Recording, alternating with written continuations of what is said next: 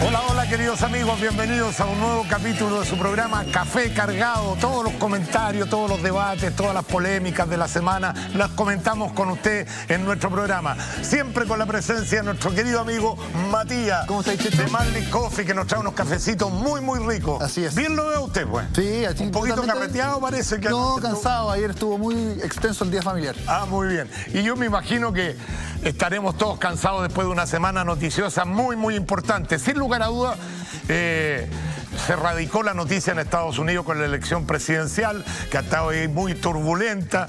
De repente, que despreciamos todas nuestras instituciones, se valoró nuestro cervel al darnos cuenta que la misma noche tenemos el resultado. En otros países cuesta un poquito más. Pero también hubo otras noticias en nuestro país y tiene que ver con la clase política, que quiero recordarle que ustedes son representantes de los ciudadanos.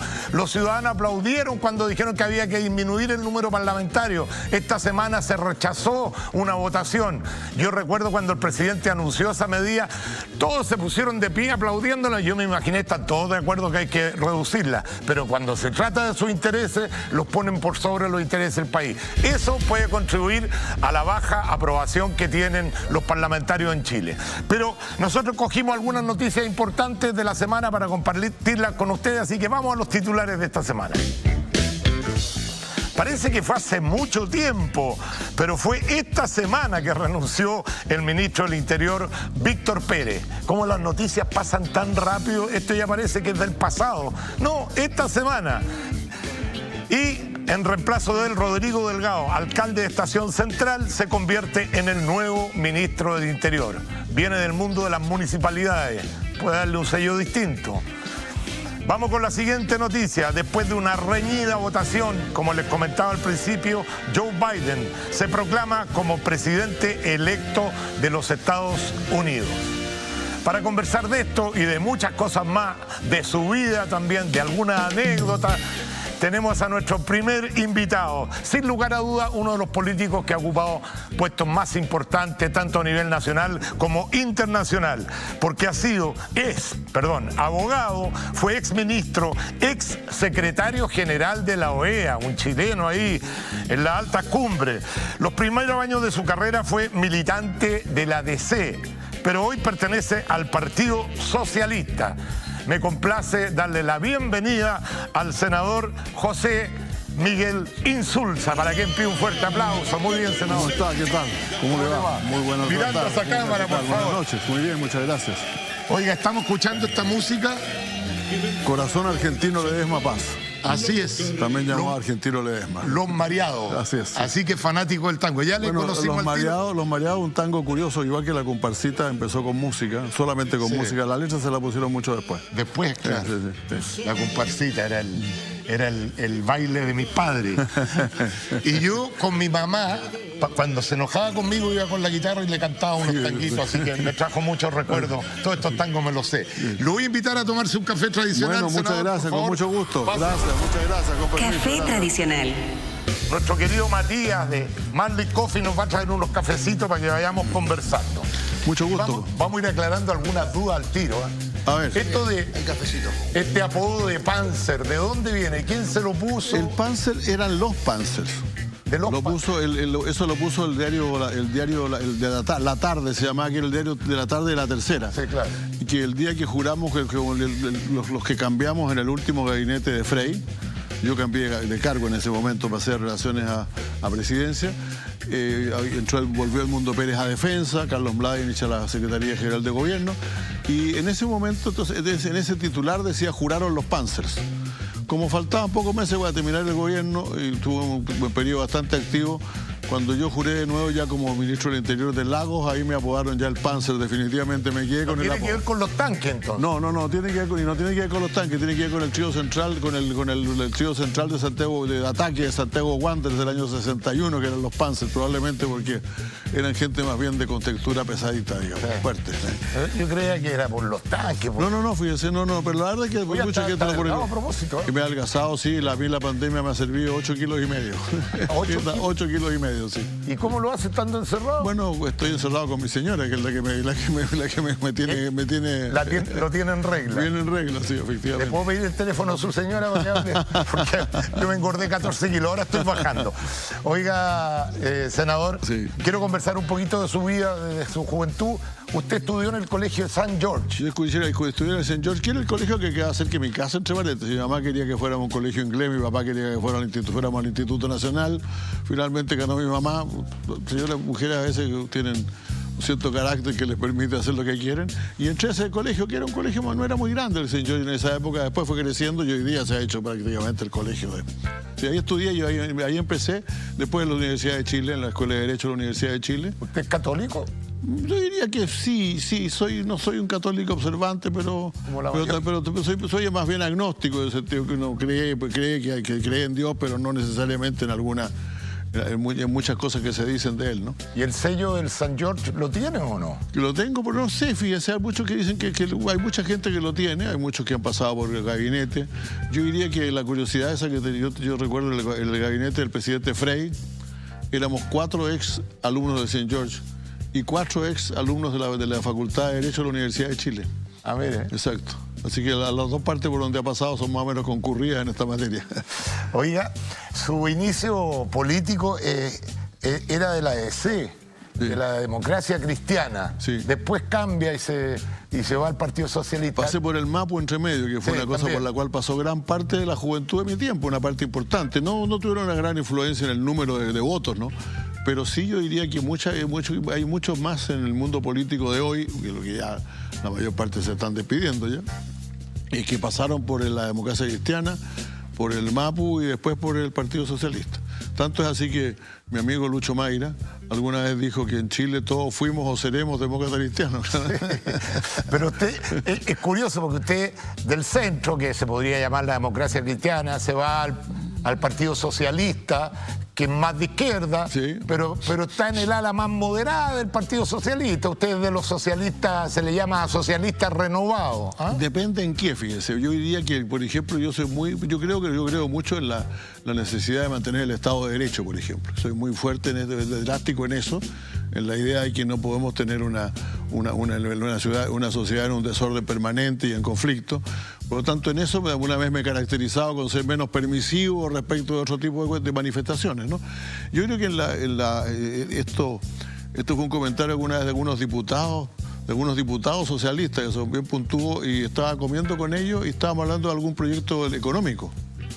Y de repente me dijo, oye, ¿usted es bien izquierdista? No, sí, yo en lo económico soy bastante izquierdista, digamos. Yo creo en un rol del Estado que es activo. Creo en un Estado, no solamente en un Estado innovador y protector, sino que en un Estado que también es emprendedor. Y eso probablemente me coloca en una posición más de izquierda en esa calidad. Lo que me da más fama de ser más, por así decirlo, más conservador, es mi fuerza en materia de orden público y ese tipo de cosas. Es que sin orden público, la verdad, ningún sistema puede funcionar. No me imagino un país funcionando perfectamente, permanentemente en el caos. Yo estoy de acuerdo con usted, yo pienso que así es, así tiene que ser. Pero pues, sin embargo, yo creo que esta sociedad necesita cambios muy profundos desde el punto de vista económico. Oiga, este programa no tiene nada de farándula, pero no me puedo saltar la posibilidad de preguntarle su relación con Carmen Hertz, que fueron pololos y era la pareja del año. Decían que era la pareja ideal. Cuéntenos un poquito. Lo que pasa es que la Carmen, ahí está la foto, por cierto. Van entrando el único baile al que fui en mi vida, y ella también, entre paréntesis. Fue una casualidad. Nuestro amigo, que también fallecido hoy día, muy querido, José Salaquet, tenía un baile de graduación de su hermana y tenía una mesa invitado, entonces nos invitó y nosotros fuimos. Pero nosotros pololeamos con la Carmen como 2 años y medio. Seguramente si tuviéramos en la época me acordaría exactamente el número de días y de meses, pero no. Unos 2 años y medio, pero eso no llegó más allá de poquito pasado nuestro tiempo universitario. ¿Sí? Pero por ahí, leyendo algo de un libro que salió, dice que por diferencia ideológica se tuvieron que distanciar. ¿Es así o no? Mire, yo creo que ahí tenemos que comparar algún día los datos, porque yo recuerdo que en el mejor momento de nuestro pololeo, yo fui candidato a presidente del Centro de Derecho y perdí por 2 votos, y uno fue el de la Carmen Hertz. Y en cambio, al año siguiente postulé de nuevo y gané. Entonces ella como que recuerda que la primera vez votó por mí, la segunda no, fue al revés, la primera vez no votó por mí, la segunda vez cuando tenía un montón de votos votó por mí también, claro. Ah, sí. Pero eso ocurrió durante esos 2 años que estábamos pololeando. Pero Carmen Hertz siempre fue más de izquierda. Más bien de izquierda en la universidad. Sí, Izquierda. en la universidad. Y ahí como... Usted era como... Mire, yo la verdad es que siempre creo que los buenos amigos se encuentran en todas partes. Nosotros teníamos mucho, yo tenía grupos de amigos que participaban de todos los colores, ningún problema, no tuve nunca ninguna dificultad. Algunos de mis mejores amigos eran miembros del Partido Comunista, otros eran conservadores. Cuando ve esa foto, por ejemplo, ¿le hace algo en el corazón o ya no? Bueno, no sé. Son muchos años. Usted me está haciendo preguntas hace muchos años, pero todavía somos bien amigos y nos encontramos a cada rato, sí, efectivamente, sí. ¿Y recuerdan alguna época así? No, mire, yo la Carmen la vi un par de... Su hijo trabajó conmigo un tiempo en la OEA y alguna vez visitó entonces ella a Washington. Pero después nos encontramos acá en el Congreso. En el Congreso usted sabe, la Cámara queda a un lado, el Senado al otro, pero es cuestión de cruzar el pasillo nomás para encontrarse, así que no es problema eso. Oiga, senador, usted ha ocupado muchos cargos, llegando a un cargo muy importante como el secretario general de la OEA. De todos los cargos que ha ocupado usted, ¿cuál diría usted que es el que más satisfacciones le ha dado? A ver, mire, digámoslo francamente, yo fui muy feliz como secretario general de la OEA. Se hicieron mucho más cosas de lo que yo pensaba que se iba a hacer. Aquí hay una cierta idea antigua respecto a la OEA, que es como que más un cargo no pasa nada, etcétera, etcétera, porque en realidad la OEA está muy cerca de los países de Centroamérica, del norte de América del Sur, pero donde probablemente tiene menos peso es en Chile, en Argentina, en Uruguay, en Brasil. A pesar de que la Comisión de Derechos Humanos de la OEA, que jugó un papel muy fundamental con la dictadura de esos dos países, ¿no? Pero yo creo que ahí entonces eso sobrepasó mi expectativa. Los cargos de ministro en realidad todos tienen su gracia, todos tienen algo bonito. Yo le diría que a mí el que más me gusta es el de la Cancillería por vocación, porque es mi profesión, es aquello a lo cual yo me he dedicado, sobre lo cual escribí, hice clases, todo ese tipo de cosas, ¿no? Pero no se cambie de pega todavía porque le quiero preguntar algo que me llama la atención, porque es importante. Usted salió elegido secretario general de la OEA sin el voto de Estados Unidos. Así es. En un primer momento. Sin embargo, en su reelección, Estados Unidos sí votó por usted. Fue de los últimos que me dio el voto, pero eso es común en ellos. Estados Unidos generalmente no impone un candidato, sino que de alguna manera le da la bendición a aquel por el cual según ellos hay consenso y con el cual puede trabajar. Esa es un poco su política. Y efectivamente el gobierno del presidente Bush, con el cual yo me llevé muy bien. Yo he dicho estos días, ayer tuve oportunidad de decir en la CNN en español, que yo tengo grandes recuerdos tanto del gobierno de Bush como el gobierno de Obama porque me trataron muy bien, no tengo grandes quejas respecto de ellos, ¿no? Pero ellos tenían otro candidato y cuando su candidato tuvo que renunciar, se fueron con otro candidato todavía que motivó que el presidente Lagos le dijera a algunos de los principales dirigentes norteamericanos, o sea, me queda claro que entre el chileno y cualquiera votan ustedes, claro. Bueno, usted decía que se sorprendió de las cosas que pudo hacer en la OEA. Sin embargo, la percepción ciudadana es que todos estos organismos internacionales son para los puestos, para la gente que ya salió de la política, que de alguna forma lo estoy interpretando. Y déjeme decirlo, eso primero que nada, la OEA tuvo muy mala fama en América Latina durante el periodo de la Guerra Fría, porque se decía que era un instrumento de la política de Estados Unidos. No me tocó tanto eso. Pero ciertamente los organismos internacionales hoy día, que es un mundo muy radicalizado, uno está aquí o está allá, no hay términos medios. Los organismos internacionales tienen un problema y es que no son supranacionales, pues no mandan a los países. Son multinacionales, entonces tienen que tener el acuerdo de los países para hacer cosas. Sí, pero hay un tema del financiamiento, que el que pone el billete, muchas veces... El que pone la plata pone la música y Estados Unidos pone como el 60% del presupuesto de la OEA, es lo que le toca. Pero déjeme decirle, y no voy a ocultarlo en esto, yo iba con la misma idea que iba a tener muchas dificultades, pero salvo periodos difíciles, salvo periodos económicamente difíciles para todos, yo no tuve grandes problemas, no así que me llenaran de plata, ni mucho menos, pero pagaba sus cuotas al día, porque usted se da cuenta, cuando uno pone el 60%, si un país no paga la cuota al mes, pues usted tiene problemas para pagar los sueldos, ¿no? Yo nunca puedo decir, nunca fui con algún otro país, que no voy a nombrar ninguno, pero con algún otro país que de repente se enojó y no pagó su cuota. Yo nunca tuve problema con Estados Unidos, yo pusieron su cuota puntualmente todos los años. La ponían casi a final de año, eso sí, eso es cierto. Con lo que viven estas instituciones. Esa es la verdad, sí, claro, sí, para pagar las remuneraciones. Ahora, en este periodo entiendo, y esto no es por razón del gobierno actual, sino fundamentalmente porque digamos, la situación económica se ha puesto mucho más mala. El gobierno de Trump además redujo mucho las cuotas a los organismos internacionales. Tengo la impresión de que han tenido muchas dificultades. Tengo la impresión porque yo me mantengo muy alejado. Me voy vecino estrictamente por una regla de oro tanto de Naciones Unidas como de la OEA. El secretario general que sale no se mete para nada en lo que está pasando en la organización. Bueno, es una buena política. Senador, usted siempre, aunque no ha estado en la pelea presidencial, por su altura, por los cargos que ha ocupado, por su moderación muchas veces, siempre ha sido como un posible candidato. Un posible candidato. ¿Está en esa parada? ¿Está dentro de las cosas pendientes?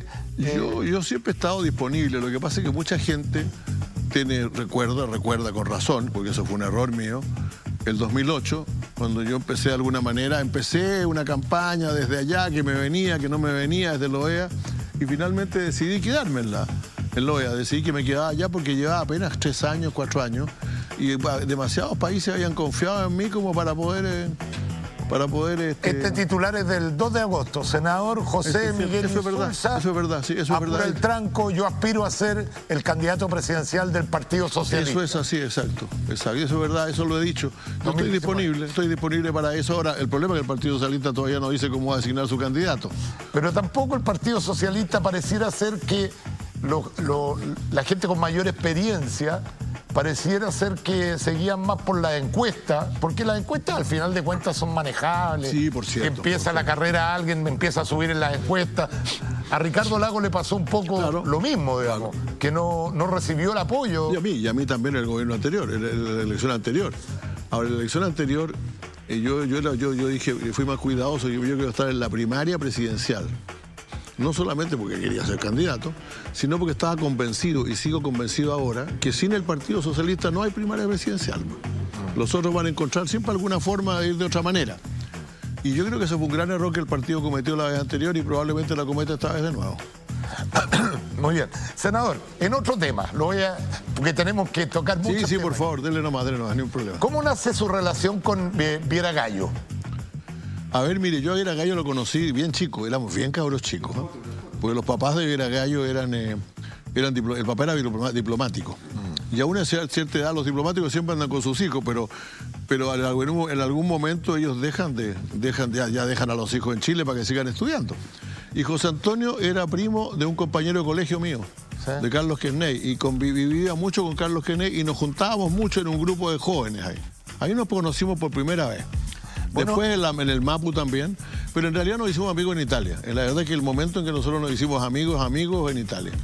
Bueno, usted estuvo exiliado en el... 7 años con él. En el gobierno militar y pierde a su padre estando... El 81, había llegado a México ya. Había llegado a México. Exacto. Y bueno, todos sabemos que Viera Gallo es casado con María Teresa Chadwick, sí, hermana del ministro Chadwick. Así es.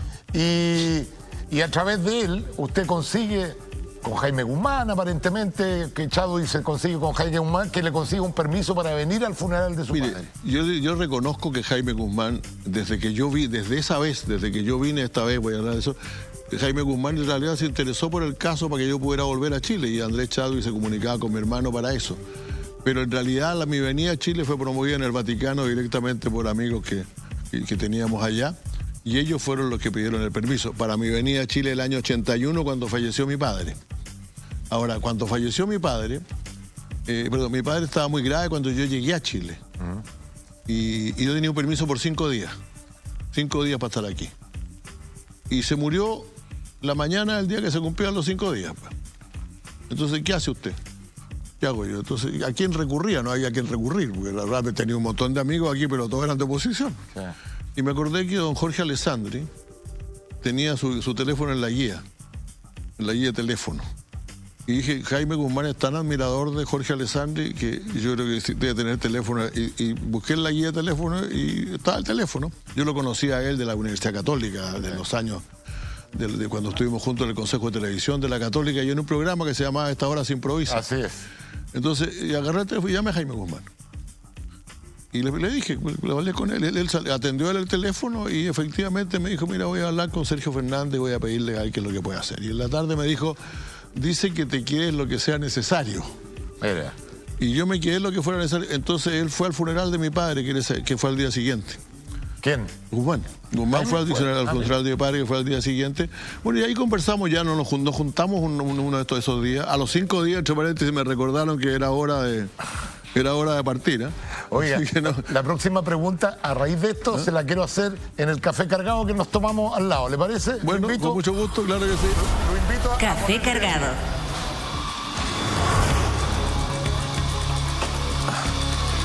Muy bien, pues. Yo le hice esa pregunanta por es medio difícil subirse estas cosas, pero un poquitito. Lo ayudo, si quiere. No, si yo me estoy subiendo bien. Ya, ahí estamos. Listo. Ahí ya estamos. Sí. Yo le hice esa pregunta de la relación con Viera Gallo y con Andrés Chadwick, porque hubo toda una polémica en la acusación constitucional de Andrés Chadwick, que tanto la familia como él creían que contaban con su voto. La votación fue muy estrecha, o sea, su voto era muy importante. Sin embargo, parece que primó la voluntad política más que la amistad. ¿Qué pasó ahí? Porque eso quedó como un poco claro, como que quedó... Bueno, yo estaba muy convencido, y no fui, entre paréntesis, no fue solo mi voto, fue el voto de todos los senadores. Matías. Fue el voto de todos los senadores de oposición. O sea, en la resolución aceptando la acusación contra Andrés Chadwick fue exactamente de 24 votos contra 19. Puede que hayan sido 18 porque más de algún senador de derecha se puede haber ido diciendo esto está perdido igual. Si usted sabe que los votos en contra prácticamente no cuentan, lo que cuentan son los votos estrictamente a favor. Y la verdad es que yo creo que varios de nosotros llegamos a la conclusión de que el gobierno estaba en una situación muy compleja, que un rechazo a la acusación constitucional era absolutamente indispensable para mantener la estabilidad de la política en el país. Pero no era creíble que nosotros no... Ahora, en el café tradicional usted me dijo que su parte más moderada era con el Estado de Derecho. Sí, claro. Entonces, por otro lado, usted dice, yo voto igual por la acusación constitucional del ministro del Interior. ¿Cómo se mantiene el Estado de Derecho? Hay una línea muy delgada. En ese caso, ¿cómo se mantiene el Estado de Derecho? Se lo voy a decir sinceramente, yo lo creo así, don Checho. Se mantiene aprobando la acusación. Sin aprobar la acusación, probablemente la situación se habría deteriorado mucho más de lo que estaba ahora. ¿Y cómo hacemos si cada ministro del Interior que llegue, que está a cargo de las policías, ¿no es cierto? Bueno. Y las policías, digamos, que son una institución de 60.000 personas, muchas veces, por ejemplo, ¿qué puede tener que ver el ministro del Interior con que se cayó un joven en el puente Pío IX? Sé cuál es la pregunta que viene. ¿Qué pasa con Víctor Pérez? Nosotros no hemos resuelto nada respecto a Víctor Pérez aún, no. No iba a Víctor Pérez. Lo que pasa es que me parece que es incompatible una declaración. Yo defiendo el Estado de Derecho y por otro lado... porque el problema es que la acusación era que el gobierno había violado el Estado de Derecho con las medidas que había tomado contra las manifestaciones, pues. Porque una cosa es que usted tenga carabineros en la calle, que los carabineros tengan que responder y a veces incluso tengan que usar la fuerza, eso puede ser. Pero otra cosa es la forma en que se usa la fuerza y los daños que puede provocar a las personas. Y bueno, habían varias personas que habían perdido la vista, que todo ese tipo de cosas estaban ahí, ¿no? Sí, pero parece que fuese reiterativo yo en la pregunta y yo No, si usted es café cargado, ¿no? Sí, no hay problema café cargado. Le voy a dejar planteada una pregunta, porque usted habla de que le interesa como primera cosa que en un país funcione el Estado de Derecho. Como primera cosa sí, que funcione el Estado de Derecho. Funcione el Estado de Derecho. Sí. ¿Cómo hace funcionar el Estado de Derecho usted?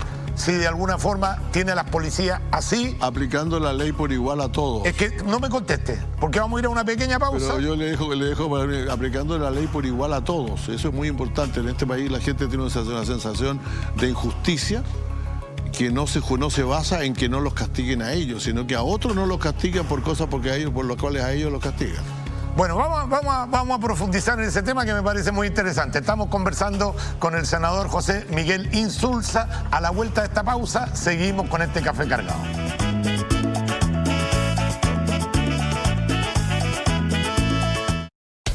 Estamos en Café Cargado. Y ya estamos de vuelta con su programa Café Cargado. Yo me estaba riendo porque lo miro y usted es idéntico a un tío mío, pero idéntico. A mí se me hace... Víctor Irma se llama. Le aprovecho para mandar un saludo. Creo que yo lo conozco, alguna vez se acercó a mí y efectivamente él se acercó a mí y parece bastante parecido. Parecen el doble, de verdad. Parecido. Él era más gordito, eso sí, y un poquito más bajo. Sí, pero usted también en una época se pareció más, pero más ahora gordito que yo ahora. Sí, claro. Usted se pareció en algún momento, ahora que la señora lo tiene régimen. Es verdad. Se está cachetoneando aquí que está más flaco que él. Oiga, le había dejado plantear una pregunta, senador.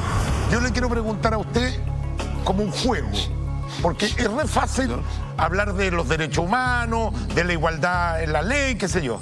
Si usted tuviera a cargo una escuadra de carabineros y los manda al frente, porque al final es al frente, señores, ustedes van a contener esta multitud que les va a tirar unos peñascos, que les va a tirar bombas Molotov, ¿qué instrucción le daría para contener a esa gente? ¿Cómo se defiende un caso? Porque siempre nos hemos preocupado de algunos violentistas, de algunas víctimas inocentes, que no son los más. La mayoría de las víctimas que están metidos ahí, que tiran piedra y qué sé yo. ¿Cómo defendemos también la vida de los carabineros? ¿Cómo usted manda al frente de batalla a alguien?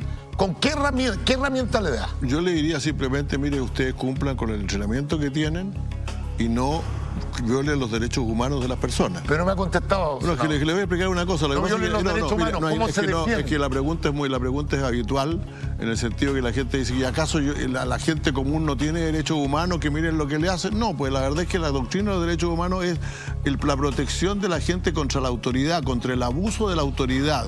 Ustedes no pueden abusar... No, perdón, déjeme decir lo siguiente. Usted no, tiene una diferencia y la voy a usar inmediatamente con un caso bien concreto. El carabinero que fue el otro día que votó al joven de ahí del puente del no se sabe. Digamos, voy a decirlo así, que votó al joven del puente del Pío, es una víctima, él. Porque es un muchacho de 22 años al cual echaron a reprimir una manifestación sin haberle dado las técnicas, las instrucciones necesarias para hacerlo. Sino que tira para adelante nomás, empújalos a todos. Ahora, porque el problema es que Carabineros se ha acostumbrado a que los que están al frente son sus adversarios, son sus enemigos. La primera regla de una policía en un periodo democrático es que la gente no es enemigo. No son enemigos. No, ahí, perdone, pero no estoy de acuerdo. Usted no está de acuerdo. Si a mí alguien me está tirando una bomba Molotov, es mi enemigo. No, pues no, es que no debe ser así. Es que, ¿cómo? No debe ser así, primero que no, perdón. Le pongo la otra pero a usted no le tiran una bomba Molotov. Usted tira la bomba Molotov, eso hay que hacer Carabinero. La gente que está al otro lado no tiene bomba. Ahora, que hay que reprimirlos cuando están atacando los piedras, por cierto. Tiene que detenerlos y aplicarles la ley. Mire, es que pasa ¿Cómo es la represión en la ley? Déjeme decir, es que esta es una discusión que he tenido mucho con gente, incluso cuando estaba en la OEA. Y decían, pero la policía norteamericana sí que es seria, porque golpea, porque todo va en cambio. Mira la policía francesa cómo la empujan. Sí, claro, con la única diferencia que las tasas de delito en Francia son mucho menores que las tasas de delito en Estados Unidos. Entonces hay un tipo de represión que no funciona. Lo que funciona es una policía que es capaz de empatizar con la gente, detener a los que corresponde detener y no golpear a los que no corresponde golpear más allá de lo necesario. Perdone, pero me parecen palabras bonitas, con todo respeto. Sí, ya sé que es difícil de entender. Ya sé que es difícil de entender. Pero senador, ¿cómo empatiza usted con una persona que está tirando unos peñascos así, que no solamente me puede sacar un ojo, sino que me puede matar? A mí me causa mucha indignación, y si los detienen, soy partidario que se les aplique la ley, siempre que se le aplique a todos, pues. Porque el gran problema del ministro Pérez fue precisamente que a unos ciertos amigos de él no les aplicó la ley, pues. Bueno, vamos a dejarlo ahí, que la gente saque sus propias conclusiones. Yo no es que quiera que la policía salga a matar chilenos, o sea, la policía tiene que defender a los chilenos, sin lugar a duda, pero cuando se dice es que, y al final de cuentas estamos en un círculo vicioso, porque se acusa a los ministros del Interior, se cambian los generales de Carabineros, y el tema sigue igual. ¿Qué forma? Los militares están para otra cosa, los policías están para proteger los derechos, los derechos y la vida de la gente. No, si no, uno echaría al ejército a la calle, pues. Por cierto. Y eso es lo que no corresponde. Senador, lo quiero llevar a otro tema. Usted fue ministro de Relaciones Exteriores en un periodo bien complejo. donde estaba el general Pinochet preso en Londres. Difícil, sí. Y usted tuvo que, a pesar de su ideología, de tener que cumplir un rol de Estado y traerlo a Chile. Cuéntenos un poquito qué vivió en ese... Bueno, yo llevaba bastante más de casi como 4 años como ministro de Relaciones Exteriores. Y fue un momento efectivamente en que de pronto el ministro de Relaciones Exteriores pasó a ser un personaje de la política nacional y bastante controvertido. Me costó adaptarme a ese caso, me costó adaptarme a las críticas que tenía. Pero yo decía... Que la crítica venía de Fuego Amigo. Por cierto, Fuego Amigo. Absolutamente, absolutamente. Y así se lo dije al general Izurieta cuando me encontré con él dos noches, porque él estaba en el sur, como usted sabe, llegó más tarde. Y me dijo, y le dije, mire, general, quiero decirle una cosa, usted no me va a creer. Porque no me va a creer con mucha razón, porque en mi casa, en el Partido Socialista, hay una fiesta que no se detiene, están todos felices con lo que ha pasado. Sin embargo, yo tengo que cumplirlo, yo tengo que cumplir con mi deber, y mi deber es defender los derechos del Estado democrático de Chile, porque nosotros decimos que hemos restablecido la democracia en Chile, y esa democracia incluye justicia y otras cosas. Si nosotros no hacemos justicia y dejamos que otros la hagan por nosotros, vamos a hacer una democracia trunca para siempre. ¿Ese fue el momento tal vez más complejo como canciller? En mi vida política sí, yo diría que sí, que debe haber sido el más complejo. Pero yo le quiero mostrar otro momento complejo cuando usted fue el secretario general de la OEA. Vamos a ver este video, mire. A ver. Insulso, doctor Insulza, por atreverse a jugar el papel de que quiere ahora ser Insulza. Un virrey del imperio. Doctor Insulza, Venezuela es libre, caballero. Venezuela se liberó para siempre, doctor Insulza. Váyase con su insulsería a otro lado. Vaya que es bien pendejo el doctor Insulza. Un verdadero pendejo. Debería renunciar a la Secretaría de la Organización de Estados Americanos. ¿Qué le pasa ahí a usted cuando un presidente Me pasa que realmente yo seguía adelante igual como correspondía y que pocos días después, el señor Chávez y yo coincidimos en la inauguración del presidente de Ecuador y se me acercó y me dijo con mucho respeto, señor secretario. Porque me acuerdo de Valdivia cuando insultó al árbitro con todo respeto. Yo cuando despedí a Hugo Chávez, yo dije una cosa, en el Consejo de la OEA hablé y dije, mire, era un huracán. Cuando pasa un huracán, todo el mundo, nadie queda igual que antes. Y yo, por lo tanto, yo creo que él tenía un carácter bastante duro, bastante rudo. Y además yo estaba muy convencido de lo que estaba haciendo. A mí lo que me importaba era lo que yo estaba haciendo. Yo había dicho que por favor no cerrar un canal de televisión. Dicho sea de paso, en Venezuela, igual que en Chile, el gobierno adjudica la frecuencia la adjudica el gobierno, y esto lo que había hecho era quitarle la frecuencia a un canal que se llamaba Radio Caracas Televisión. Y yo le llamé, y mi declaración fue decirme, yo no sé si tendrá derecho o no, pero está mal, no se debería hacer esto. No se debe hacer esto por razones políticas. Y seguí diciéndolo igual, sin problema. En la OEA nadie me criticó, para ser justo. Como le decía, estos son organismos multinacionales, ¿no? Por cierto, no todos dijeron, mire, el señor Chávez no tiene derecho a criticar al secretario general. Se solidarizaron conmigo, pero realmente nunca hubo votos para condenar a Venezuela por eso. Oiga, pero yo uniendo esto con otros encuentros que ha tenido usted o desencuentros con gente más de extrema izquierda, quiero invitarlo a que vea esta frase. Otra más, a ver, sí. Ya me imagino. Insulza cree que candidatura de Jadwe no expresa un compromiso con la democracia y la de Lavín sí. Esta es una declaración que le molestó mucho. Pero no es así, ¿no? Yo dije que estaría mejor si Jadwe dijera algo respecto a la democracia como sí lo ha dicho Lavín. Eso fue lo que dije. No dije su candidatura. De hecho, él 3 días después dijo que sacó una buena declaración respecto al tema de Venezuela, muy llena de cosas, pero finalmente condenando lo que había pasado en Venezuela. Y eso para mí dio por terminada la polémica. Pero después, antes de esa declaración hizo esta otra. No, por cierto, esa la recuerdo, que fue bastante más insolente. La recuerdo muy bien, la demencia senil lo ataca, fue muy hiriente para la demencia senil ataca de vez en cuando Daniel Jadwe Barre con opción presidencial de Insulza, que además fue muy criticada por 122 personalidades que hicieron una declaración en apoyo a su persona. Yo les agradezco mucho, porque a mí fue muy hiriente eso realmente. O sea, finalmente como decir, mire, pasado una cierta edad, viejito, todos los viejos tienen defensa senil. Yo no creo que nadie pueda decir que yo de alguna manera he visto disminuidas mis facultades por la edad. Pero esa es una forma de atacar. El mismo señor Jadwe alguna vez dijo que la presidenta Bachelet había apoyado el golpe militar, pues. Entonces, la verdad es que yo no me preocupo. A mí, ¿sabes lo que pasa? Esas peleas me resbalan porque creo mucho que cuando uno se... Esa pelea, hay gente que le gustan esas peleas, a mí no me gustan.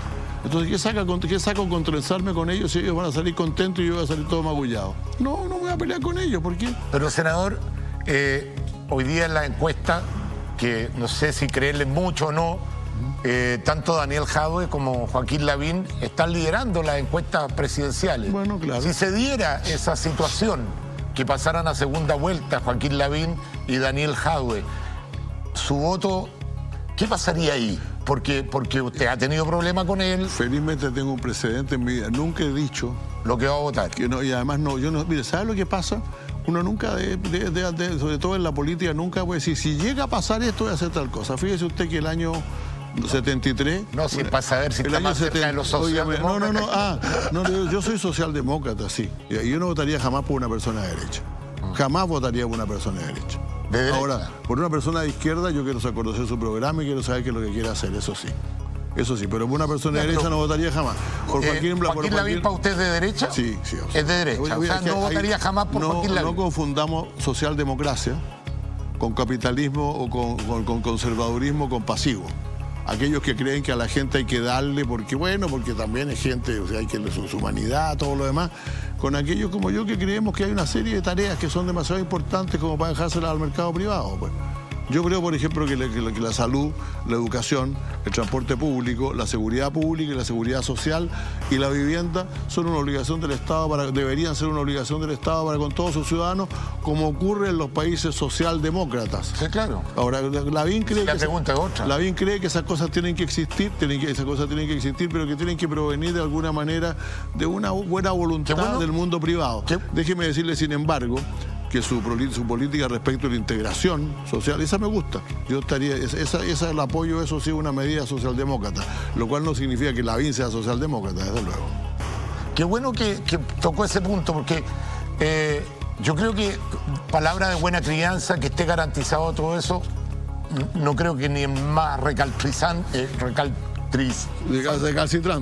Eso, de derecha puede decir que no quiere eso, porque la gente bien nacida siempre quiere lo mejor para gente más vulnerable. La pregunta, senador, viene ahora. ¿No será que estamos subiendo muchos las expectativas de la gente? Usted es una persona de Estado. Chile hoy día está más endeudado que nunca. Está con un déficit fiscal como nunca en su historia. Y le estamos prometiendo a la gente que le vamos a garantizar una serie de cosas que a lo mejor no las vamos a poder garantizar porque no están los recursos. No, usted tiene razón, absolutamente. Primero que nada, no hemos hablado de la crisis que estamos viviendo hoy día, en la cual, dicho sea de paso, el gasto fiscal de Chile en esta crisis es la mitad de lo que ha sido en los demás países de su mismo tamaño de crecimiento. Hay países que se han endeudado el doble que lo que se ha endeudado Chile por esto. Así que no es que Chile lo haya hecho maravillosamente en esto, pero algo ha hecho. No, esto es una política, digamos, de futuro, lo que usted cree respecto de lo que tiene que ser. Y hay países en que eso ocurre. Por ejemplo, los países llamados países nórdicos. Sí, pero son países que tienen ingresos per cápita superiores a los chilenos. Pero además pagan un 53% de impuestos, pues. Sí, pero espérese. Entonces el problema es que hay políticos en este país. El problema es que hay políticos en este país que quieren convencer a la gente que todas esas cosas las pueden conseguir con un 21% de impuestos. Y con el IVA. A ver, yo estoy feliz de pagar 53% si mi hijo va a ir a un colegio público de la misma calidad de un colegio privado. Estoy feliz si la atención de salud pública va a ser igual que mejor, perfecto. ¿Ya? Sí. Pero siempre la izquierda está pensando en subir los impuestos. ¿Cuándo van a empezar a pensar en sacarle la grasa que tiene el Estado? Bueno, ¿cuántas políticas públicas son fracasadas y se siguen? Yo estoy de acuerdo con usted, pero cuando le estoy diciendo un 53%, eso quiere decir lo que cuesta el sistema público. Con todas ahora que si efectivamente el sistema público en algunos aspectos tiene mucha burocracia, eso es cierto.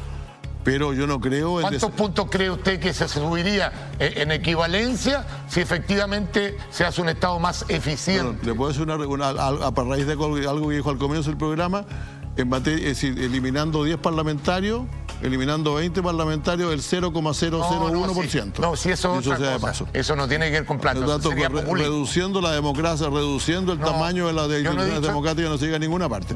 Ahora lo que sí, no creando instituciones encima de otras instituciones. Cuando yo estaba en el gobierno, como gran cosa se creó el Consejo Nacional del Deporte. Después se creó el Ministerio del Deporte. Y antes había la Dirección General de los Deportes. Todas las cosas siguen existiendo juntas. Sigue existiendo al mismo tiempo. Pero senador, aquí en Chile no hay accountability. O sea, sí. Acá se hacen programas sociales que son un fracaso y se siguen pagando. Yo estoy de acuerdo con eso. Estoy de acuerdo porque hay un operador político de mi partido, entonces yo no voy a votar porque si no se queda sin pega. Primero que nada, yo creo que esas cosas que usted dice, el tráfico de influencia existe, generalmente hay que controlarlo y eliminarlo. Pero yo creo que el tema, yo estoy de acuerdo con usted. Si oiga, perdón.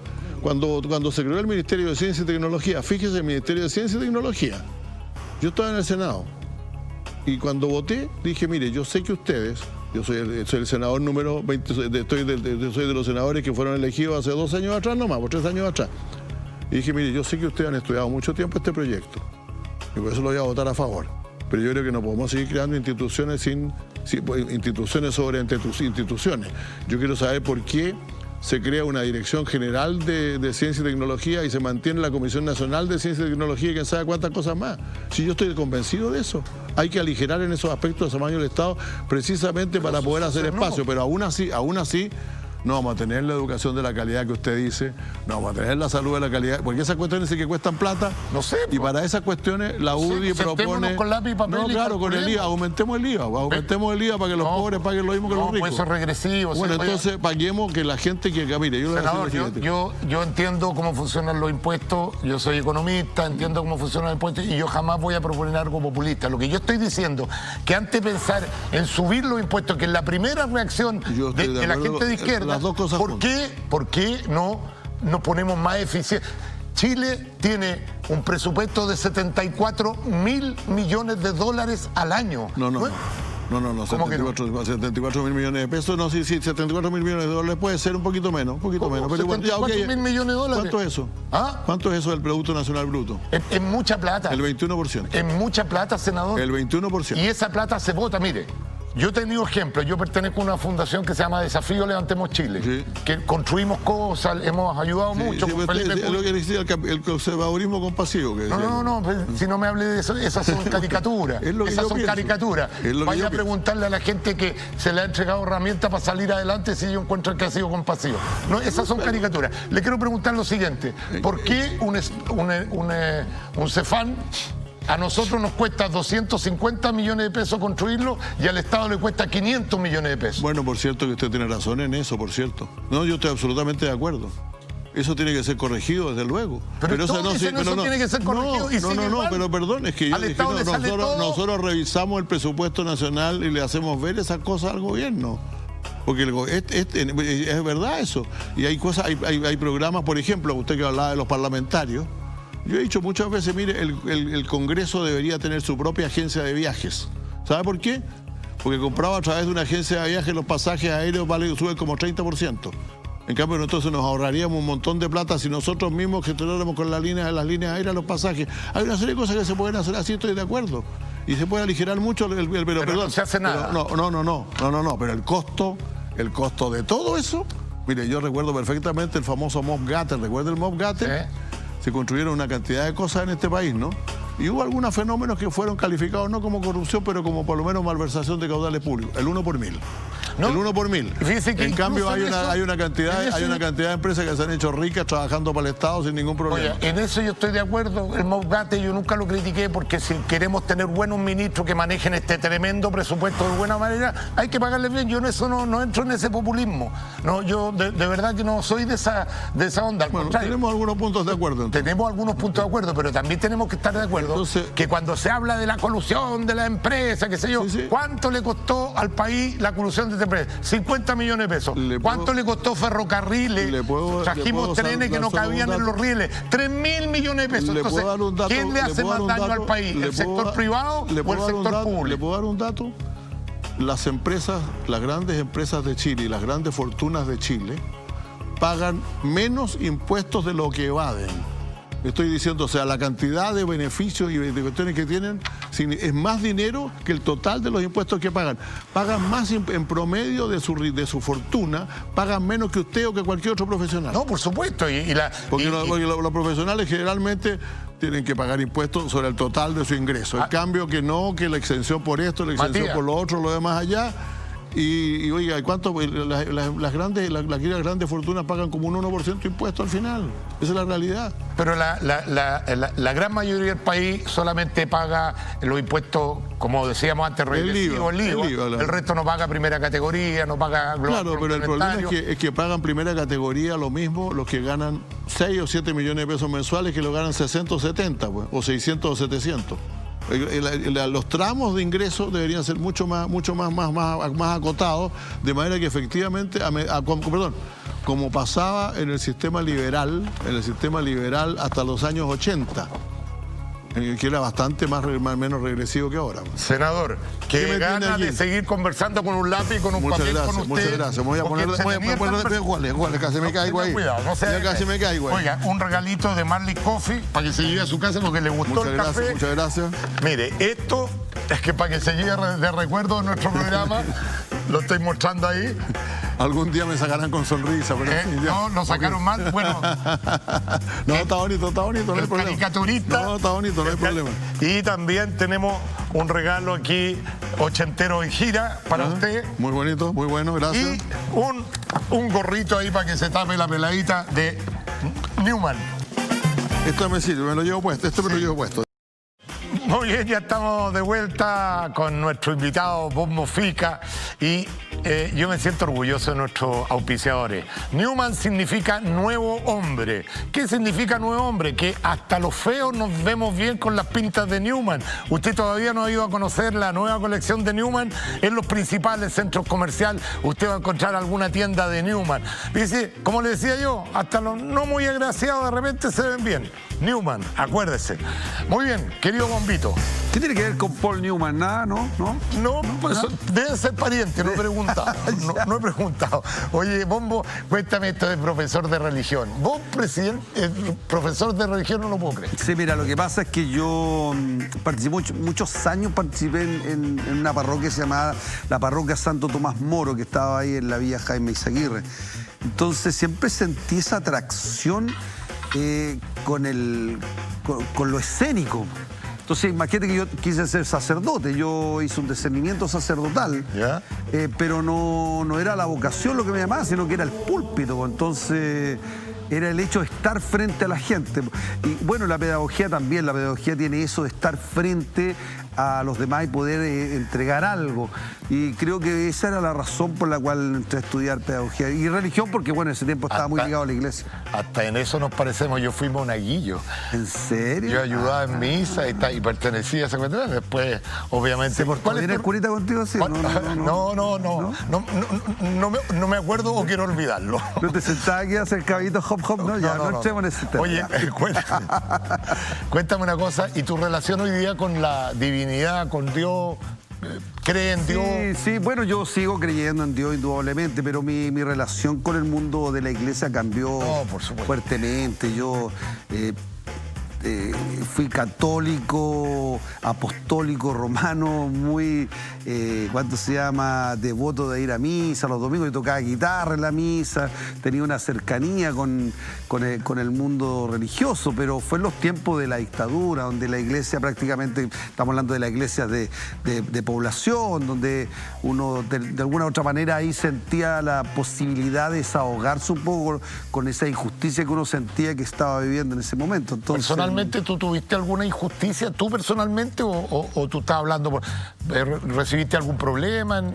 O sea, yo fui detenido conjuntamente con mi hermano por el hecho de ser jóvenes, íbamos llegando a mi casa y nos agarró una patrulla de carabineros y nos metieron a una micro y nos tuvieron desaparecidos prácticamente como por 20 horas, donde mi mamá, mi papá, desesperados, nunca supieron dónde estábamos y al final estábamos en una comisaría y en Ñuñoa y como no teníamos ningún antecedente, no teníamos nada, éramos solamente jóvenes, la verdad que después nos liberaron, pero yo sufrí maltrato y vejaciones que no tenía por qué ser, por el solamente hecho de ser joven. Entonces en ese tiempo todos los que eran jóvenes eran partícipes de pareciera ser de movimientos revolucionarios de suma peligrosidad. Entonces, no quiero empezar a discrepar, o sea, yo reconociendo los abusos que se cometieron y las horribles violaciones a los derechos humanos, que eso no se puede negar, decir que persiguieron a los jóvenes por ser jóvenes. Bueno, yo te estoy hablando de mi experiencia, no Sí, sé, claro. yo no... No, está bien, pero que a todos por ser joven te metían preso. Bueno, pero si así era, pues, yo viví esa experiencia, y no solamente el caso mío, sino de muchos. Entonces, tú no lo viviste, a lo mejor, porque bueno, tú perteneces al 21% que está en otro lado, entonces yo como pertenezco al otro, al 78%. No, ahora tú ahora estás en el 1% de los más ricos, tenés que pagar impuestos, como dijo... No, sí, ya fue. Tenés que pagar impuestos. Fue, ya no me queda nada de la gaviota de oro, no me queda nada. Ya la vendiste en toda, No queda ni una pluma. Oye, espérate. Bueno, tocando ese tema. Pero entonces, no entremos en política no, todavía. Si no estamos en política, después dejémoslo para el Café Carvajal. Sí. Lo que estoy contando nomás es que yo viví en esa experiencia, eso. Entonces, para mí la iglesia en ese periodo tenía una fuerte relación con lo social, la protección. Sí, claro. Entonces, bueno, ahora no, pues ahora Echa yo... de menos ese rol de la iglesia hoy día, como que desapareció la iglesia, todos los problemas sociales. Sí, es que bueno... Fue muy golpeada. Tiene que ver con una iglesia que se destapó también, donde dejó al descubierto muchas cosas que la gente terminó decepcionándose y arrancando un poco de lo que era esta administración a través del poder sacerdotal. Entonces uno iba con la confianza de que iba a encontrar a Cristo o no sé, o su enseñanza en él, y muchas veces algunos los pasaban por un cuartito para adentro y le hacían unas clases particulares. Entonces, esa es la decepción del mundo cristiano. Oye, otro dato que algunas entrevistas has dado, comentaste que habías sido zapatero. Sí, remendón. O sea, ¿de verdad ejerciste el oficio? Sí. La hice toda, sí. ¿Taxista también? Taxista, sí, pues fui zapatero remendón. Lo que pasa es que yo jugaba en un club deportivo. Entonces, este deportivo así, pues mi papá tenía esos oficios. Mi papá era un viejo con muchas habilidades manuales. Entonces, jugando fútbol, de repente tenía conflicto porque había que reparar las pelotas de fútbol. Entonces, yo le comenté, dije, oye, ¿sabes que mi papá es zapatero remendón? Dije yo, él repara pelotas de fútbol. Ah, ya, me dijeron, oye, voy a reparar, tu papá se nos puede reparar estas pelotas, eran como 8. La verdad que no fue mi papá, empecé yo a repararlas. Pues entonces yo usaba a mi viejo porque yo era muy cabro, entonces usaba a mi viejo de chapa para cobrar yo, y después ya me mandaban a arreglar zapatos de fútbol, después ya me mandaban a arreglar chalas. Ya empecé a arreglar carteras, de todo, porque tenía esa habilidad. Pues. Ahí estamos viendo fotos de tu... Bueno, ese es mi abuelo. Acá, mírala en este monitor. Sí, acá está. Sí, no, pero ese no es mi papá, ese es mi abuelo. Está mi mamá y mi abuelo, ese es mi abuelo Aristo. Hay una foto parecida que donde sale con mi papá, pero no está, se extravió esa foto, un recuerdo. Está mi hermano Ricardo y está... ¿A qué edad perdiste a tu papá tú? Yo perdí a mi papá en el año 90, fue en el año 90, claro. O sea, pero él alcanza... 30 años. ¿Ahí quiénes están en esa foto? Ahí está mi papá, está mi abuelo, ese es mi abuelo paterno, se llama José Simón Ficas Coronado. Está mi hermano mayor, Gastón, está mi hermano Ricardo, yo, y falta, bueno, después nació mi hermana, la Marta, somos 4. ¿Y la ideología política tuya heredada también, no, tu padre? Mi papá era del Partido Nacional. No te puedo creer. Claro, mi papá era obvio. ¿Sí? Después me lo di vuelta al viejo, sí, pues cuando ya en el tiempo de la dictadura ya terminó siendo más socialista que el Partido Nacional. Estaba muy decepcionado con lo que había pasado con Pinochet y todo el ¿Y ahí quién está, oye? Ahí está, somos Ricardo, la Marta y yo, somos 3 hermanos. Falta nuestro hermano mayor, no está ahí. Qué lindo recuerdo familiar, ¿eh? Sí, una foto. Oye, Bombito, y cuéntame una cosa, después de todos estos oficios raros, profesor de religión, zapatero, taxista... Vendí huevos también, fui vendedor de huevos. ¿Cómo nace el comediante? ¿Era el alma de la fiesta? ¿Contaba chistes entre los amigos? ¿Cómo empieza esta carrera como humorista? Fíjate, yo siempre tuve la habilidad, por ejemplo, yo tocaba guitarra, entonces siempre como que tenía la facilidad de ser el florerito del De la sexo de fiesta. mesa, claro, entonces como que eso, pero no, nunca lo pensé yo que podía llegar a ser profesionalmente, dedicarme a eso. Entonces, yo cuando estudiaba pedagogía en la Católica, en el hogar catequístico, yo fui a participar en el programa Éxito de José Alfredo Fuentes, estaba don Alfredo Lamadrid. Pero yo fui por la plata, fui por las lucas en realidad, porque en ese tiempo cuando tú quedas clasificado te daban 5.000 pesos, que plata de ahora vendrían siendo como 5.000 pesos más o menos. Y ha avanzado mucho la cuentera. Y la verdad que se dio casualmente. Yo clasifiqué el día, clasifiqué la semana, clasifiqué el mes. Y me acuerdo que me encontré contigo en el programa. Yo estaba recién partiendo cuando tú eras un artista de tremendo prestigio y que ibas al programa Éxito, ¿te acuerdas?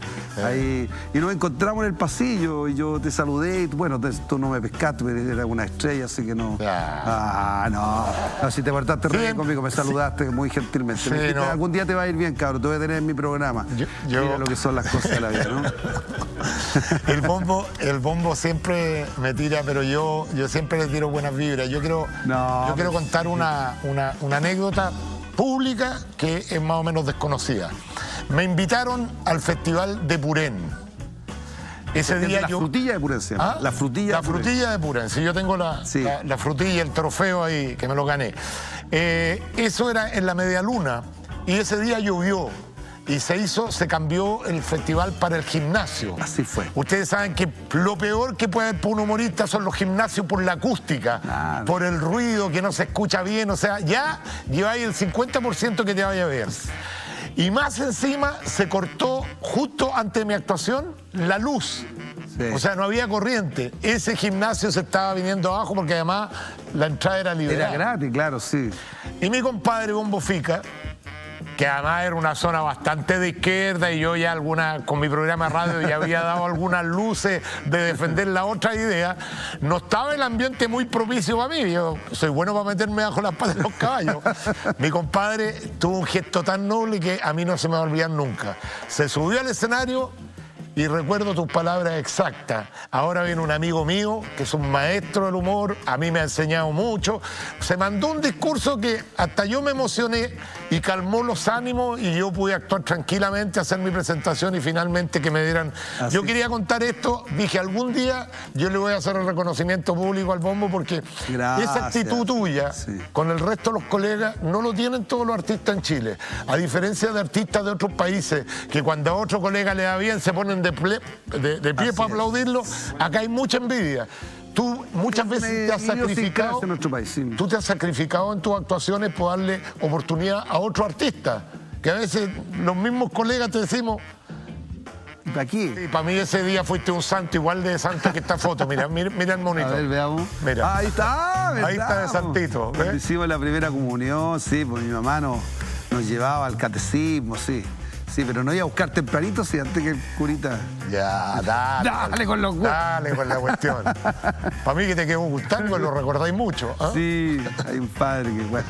Oye, sí, bueno, lo que pasó esa vez fue algo que uno lo interpreta como artista. O sea, yo, bueno, soy muy querido en mi tierra y sentí la obligación, primero que nada, sabiendo en el lugar en que estabas tú, de que por lo menos te dieran la oportunidad de hacer tu trabajo. Si lo único que uno espera es que le den la oportunidad para hacer su trabajo. Ahora, si el trabajo es penca, bueno, que después venga lo que tenga que venir. Pero si el trabajo es bueno, tiene que ser recompensado con un aplauso y con el mérito de haberte dado el premio Sabé. Entonces, yo lo que hice fue eso. O sea, endosé mi afecto que me tiene la gente conmigo para que te dieran la oportunidad, porque la verdad que el terreno no estaba muy bueno para... Se había cortado la luz y al final difícil. Me dieron el trofeo ese. Todo. No fue muy bien, gracias, de verdad que ahí me podría haber ido a la crestita, como se dice. Sí, estaba complicado. Vulgarmente. Pero ese ha sido un sello siempre del Bombo, ¿eh? De ayudar a los colegas, de darle oportunidad a los colegas. De hecho, he sido criticado a veces porque en tu espectáculo lleva a otros humoristas, otros cantantes, otras cantantes, y te dicen, pero ¿para qué? Si te queremos ver a ti, ¿para qué metí otro? Pero tú siempre has tenido ese sello y eso es una cosa que yo valoro en ti. Es la única que valoro. Oye, yo que delante conversamos con Claudio Riquelme, que gracias a él estoy acá. Tú sabes que Claudio es un tremendo productor. Y Claudio te preguntaba si habíamos jugado juntos. Yo nunca voy a olvidar una anécdota. que a lo mejor no te acordás, jugamos de preliminar en el estadio de Santa Laura. Sí, claro. Jugamos 2 equipos de artistas y me acuerdo que teníamos un arquero que era súper bueno, el Pajarito Flores. Sí. Y la Unión Española necesitaba un segundo arquero.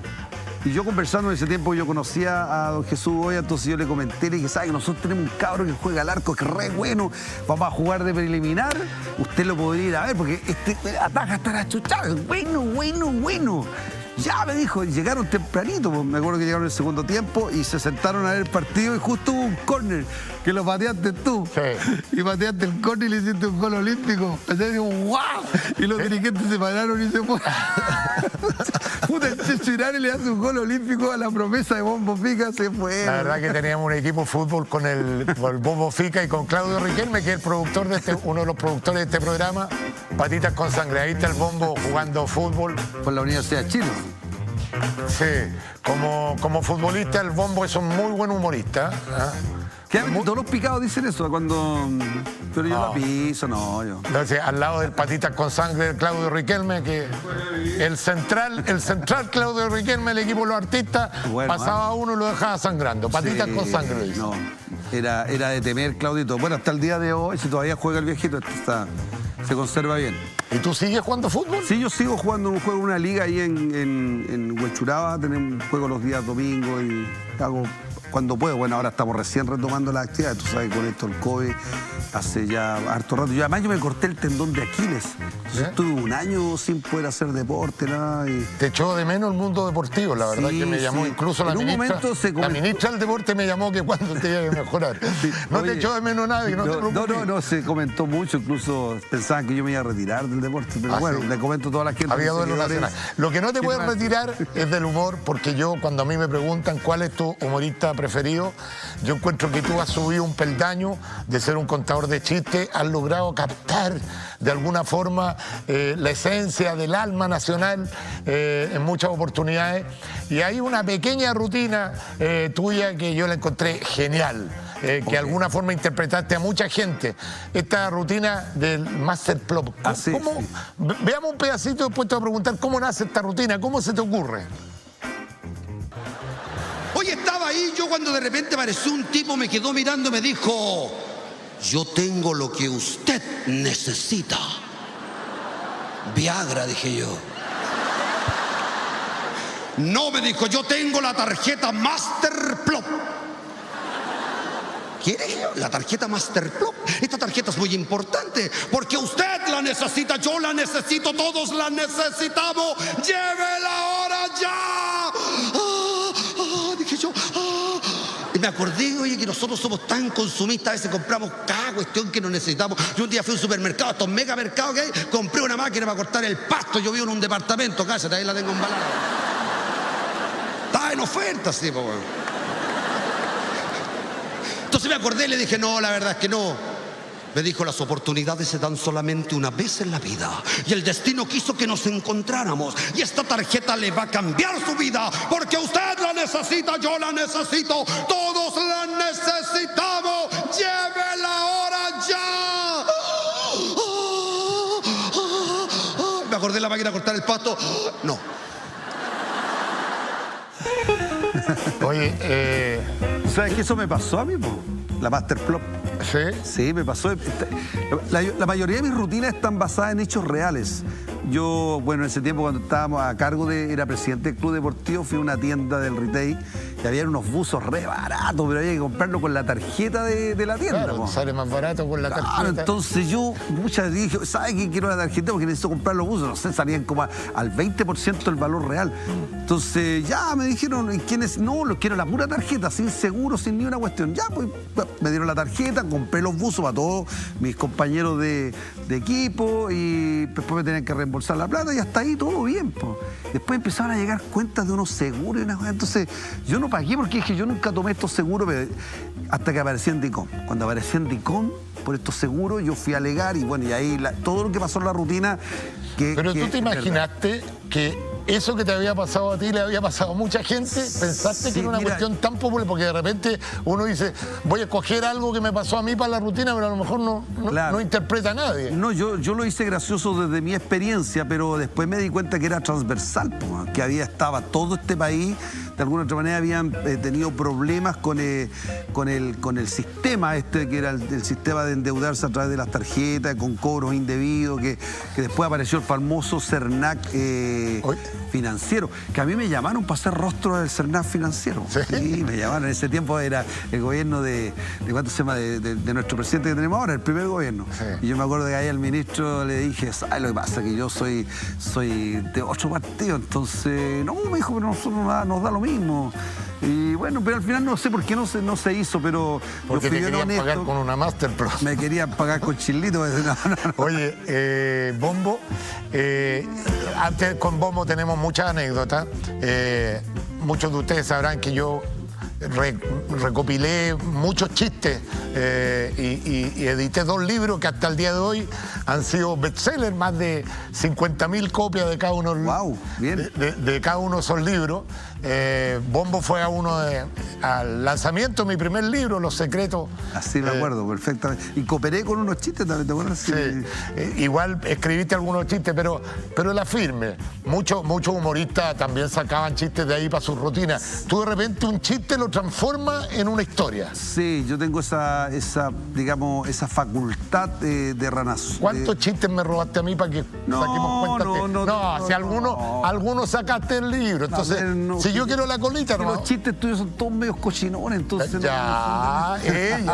Ella, la limpiecita. No me acuerdo, pero sí, todo... De hecho, nos comentamos en el lote de que era como la Biblia del humor. Sí. Pues, oye, echémosle una miradita a la Biblia del humor, que nos encontramos la Biblia del humor de Chechirane. Claro, porque estaban todos los chistes ahí, hiciste un trabajo de recopilación muy bueno, sí. Fue un trabajo de recopilación. Pero uno no leía los chistes como para copiarlos, sino como de repente para despertar la creatividad. Increíblemente, cuando tú escuchas un chiste, te acuerdas de otro y el otro se acuerda de otro, y en ese recordar de repente empiezan a brotar ciertas instancias creativas.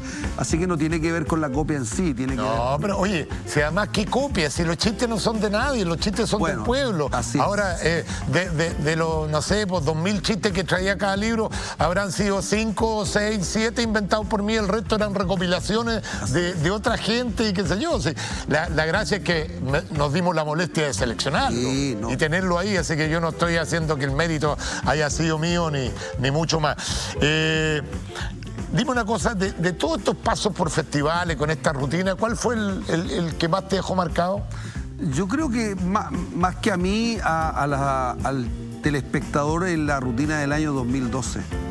Justamente creo que esa rutina, la de la Master, fue muy potente. Sí, fue una rutina porque aparte que la gente no esperaba nada, esperaba solamente una instancia de humor, pero fue 1 hora y cuarto prácticamente donde yo marqué el pic de sintonía, y no solamente eso, sino que quedó un precedente humorístico distinto, diferente, donde yo fui capaz de hacer un análisis sociológico sin ofender a nadie. Aquí esto es muy importante porque en el humor hoy en día se interpreta de que muchas veces tú tienes que caer en la descalificación para hacer reír. ¿Qué te parece ese tipo de humor?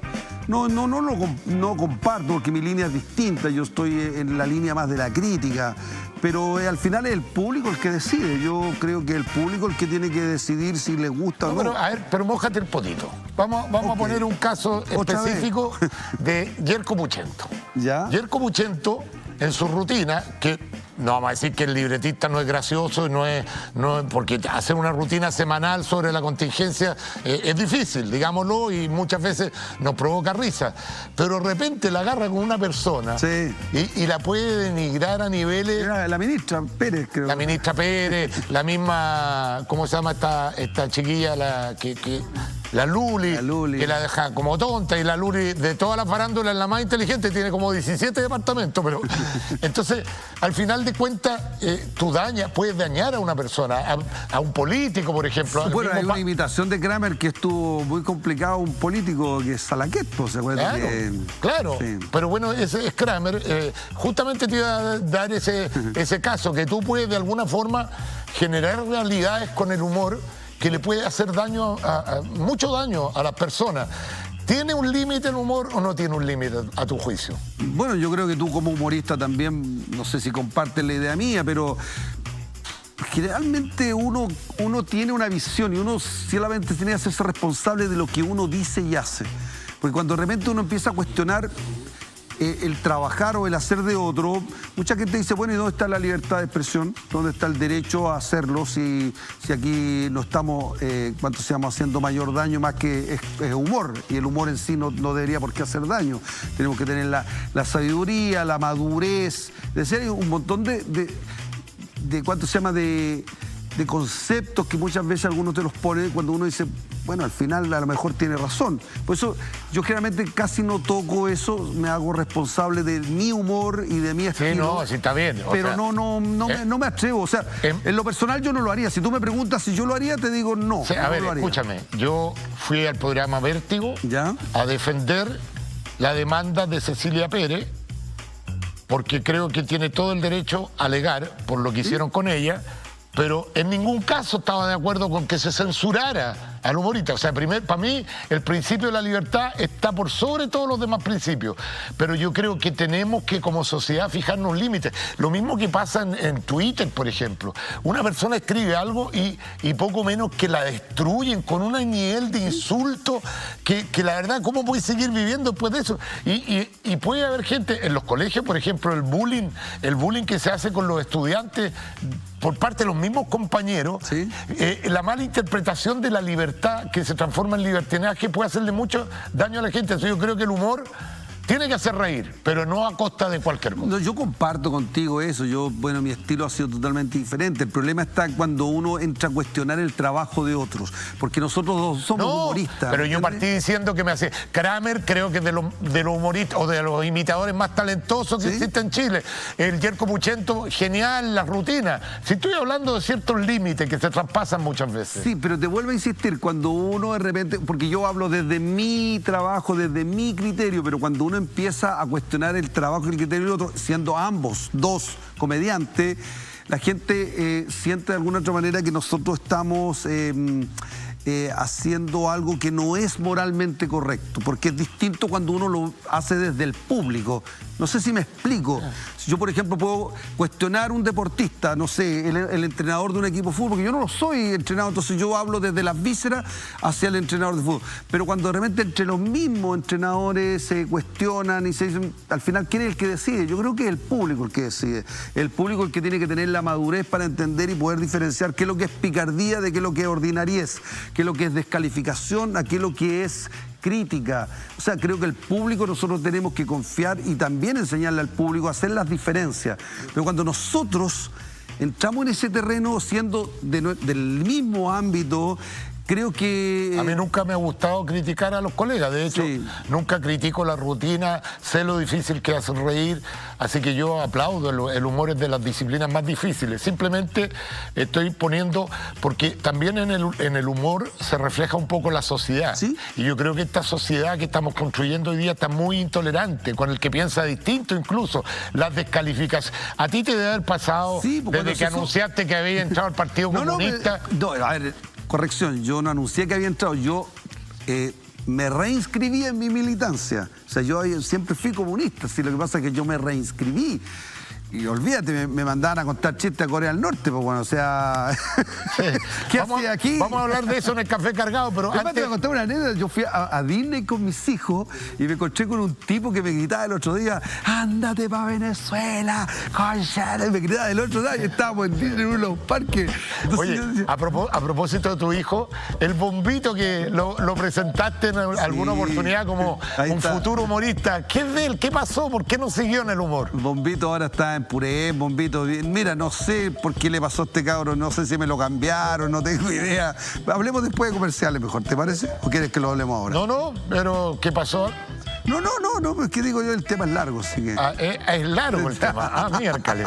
No, está bien, Bombito, está allá en mi tierra, está en Purén, se dedicó a las comunicaciones audiovisuales, le gustó más el cine, le gustó la televisión, le gustan las cámaras. De hecho, Claudio trabajaba con él, pues lo ha contratado para hacer videoclip, ¿o no, Claudito? ¿Sí? ¿Bien? Sí. Hicimos unos videoclips ahí, yo soy actor de videoclip, entonces me contrató a mí como actor y a mi hijo como el director del... Oye, a propósito, otra de las empresas que asumiste tú fue comprarte una carpa de circo tipo Circo Soleil. Claro. Ahí está guardada la carpa. Sí, ahora sí, pues estamos yo trabajé con Claudito, pues, mira, si Claudio parece canapé, aparecen todas. Oye, era un proyecto social. Yo sentí... A ver, Claudio, asómese para la luz para que lo conozcan, pues, para que sepan quién es. Ahí está, ahí lo están viendo. Ese es Claudio Riquelme. Claudito Riquelme. ¿Sabes lo que pasa? Es que esto partió como un proyecto social. Te voy a contar una anécdota. Yo una vez fui a ver a mi madre y a la vieja Jaime Izaguirre, que todavía sigue viviendo ahí. Bueno, ahora está en Purén. Entonces una vecina se me acerca, una vecina del barrio, me saluda con mucho cariño, me dice Bombito.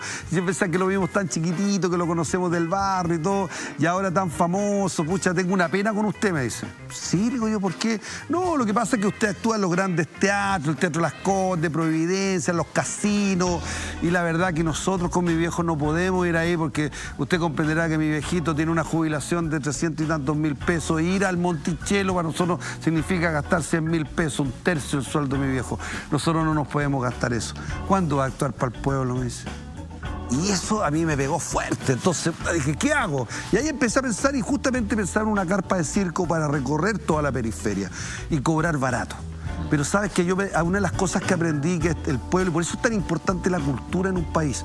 Y aprovecho para mandarle un mensaje a la ministra de Cultura que no haga más comentarios tontos como el que hizo eso de que invertir un peso en cultura significa quitarle algo, la necesidad del pueblo. Mentira. Invertir un peso en cultura significa invertir en el pueblo, en la riqueza de un pueblo. La riqueza de los países no están en el petróleo, en el oro, en el cobre, están en su cultura. Un país más culto es un país más rico. Cierro paréntesis. Entonces, oye, vamos a hacer una... ¿Pero me dejas terminar? ¿Sí? Entonces, yo haz lo que quieras. Tomé este incentivo de ir continuamente a la periferia, que lo hicimos con Claudio, sin ganar ni uno, con una carpa, tratamos que fuera del mejor nivel posible, la mejor iluminación, el mejor audio, 2 pantallas, con unas butacas. O sea, hicimos un teatro, en realidad era un circo-teatro. Y cobrábamos 5 luquitas. ¿Y sabes que la gente encontraba caro? No, es muy caro, además este es comunista, debería actuarle gratis al pueblo. Entonces ahí tú te das cuenta que el pueblo en sí no valora el esfuerzo, porque hay gente que manejaba los camiones, hay gente que paraba la carpa, hay gente que estaba encargado de armar todo, y esa gente hay que pagarle, y eso es todo autogestión.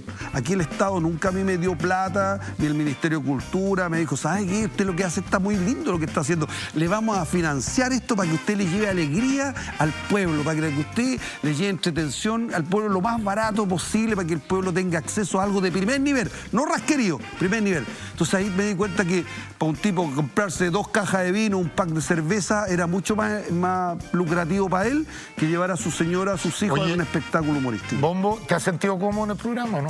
Me he sentido muy cómodo, excepto por un resorte que hay aquí. No, estoy lesando. Oye, a la vuelta, si tú crees que todo esto va a ser así tan lindo, te equivocas porque vamos a pasar a tomar un café cargado y ahí... ¿Sabes que no le tengo miedo? No te tengo miedo, vamos a ver. Miedo a ni al Alberto Plaza cuando nos vamos a ver si no me tenéis miedo. Vamos a ir a la pausa y a la vuelta te quiero ver, cabrito. Pausa y regresamos.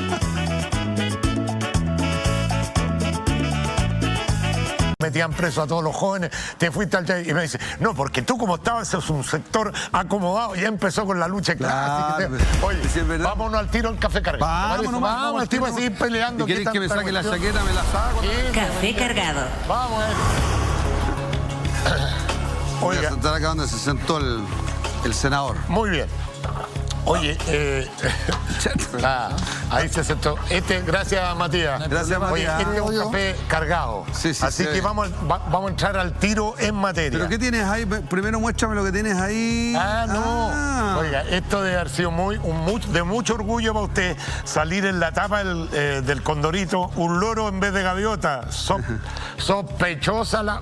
Mire. Oye, sí, ese ha sido uno de los homenajes más grandes que he recibido en mi vida yo como artista, haber salido en la portada de Condorito. Creo que yo he recibido muchos premios en mi vida, pero este reconocimiento de parte de Pepo, sin duda alguna, es... Lo voy a mostrar aquí en pantalla, es que me estaba cayendo yo. Sí, ahí. Es un reconocimiento precioso, ¿eh? Imagínate, aparecer en la portada de Condorito. Por cierto. Creo que con lo grande y con lo que ha significado Condorito, no solo para nuestra historia, sino para la historia latinoamericana. Porque Condorito hoy en día es un personaje latinoamericano. Absolutamente, pues no, un tremendo homenaje y además merecido, Bombito. Muchas gracias. Usted en materia de humor, yo le saco el sombrero. Okay. En materia política me gustaría convencerlo de que está equivocado, pero bueno, pero en materia así es la vida, pues así es la vida. Tenemos un brazo derecho, un brazo izquierdo, una pierna derecha. Imagínate los dos con una pata derecha. ¿Cuándo te empiezas a interesar en la política tú? No, o sea, no en la política, sino a tener una opción política, que eso es distinto. Hay que aclararle a la gente siempre que uno toma ciertas opciones políticas. No significa que yo he hecho de la política algo lucrativo, vivido de ella, no, en absoluto, pero sí tengo una opción política y esto parte justamente en el periodo de la dictadura. Yo en el periodo de la dictadura sentí de alguna otra manera que tenía que tomar partido en lo social. Y desde ahí yo me hice militante justamente del Partido Comunista. Oye, a propósito de la dictadura como... Para ti era más dicta blanda, pero bueno, da lo mismo, ya no importa. Quiere... Estamos en el café cargado, estamos en el café cargado. Dime una pregunta. Díseme. ¿No le reconoces nada bueno al gobierno militar? ¿No reconoces que cambió un modelo que permitió a este país desarrollarse, sacar millones de personas de la extrema pobreza? ¿Eso no es bueno? Independiente, o sea, dejemos de lado todos los abusos, que nadie quiere un gobierno dictatorial. Yo entiendo para el lado que tú vas. Yo creo que, claro, en un gobierno disciplinario como era ese, donde la fuerza estaba a través de las armas y había una... Indudablemente que tuvimos menos que nunca, tuvimos delincuencia, que hoy en día la gente lo ve.